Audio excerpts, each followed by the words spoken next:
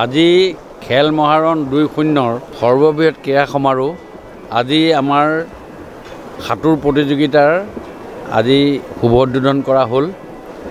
আঞ্চলিক পৰ্যায়ৰ যি প্ৰতিযোগিতা, এই প্ৰতিযোগিতাৰ জৰিয়তে আমি ৰাইজক বা যিসকল খেলুৱৈ সেইসকলক আমি উৎসাহিত কৰাৰ কাৰণে এই ব্যৱস্থা আদি কৰা হৈছে।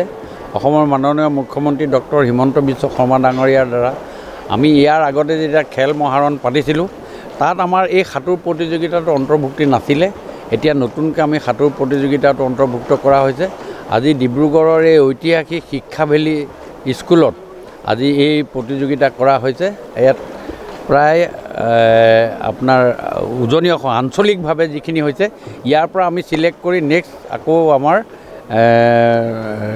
পৰ্যায়ত কৰা হ'ব, গোটেই অসম পৰ্যায়ত কৰা হ'ব। মই ভাবিছোঁ সুন্দৰ এটা পৰিৱেশ আৰু সুন্দৰ এটা হাইটেক এটা ছুইমিং পুলত আজি এই গোটেইখিনি ব্যৱস্থা কৰা হৈছে। মই সকলোকে মোৰ ফালৰ পৰা অভিনন্দন জ্ঞাপন কৰিছোঁ।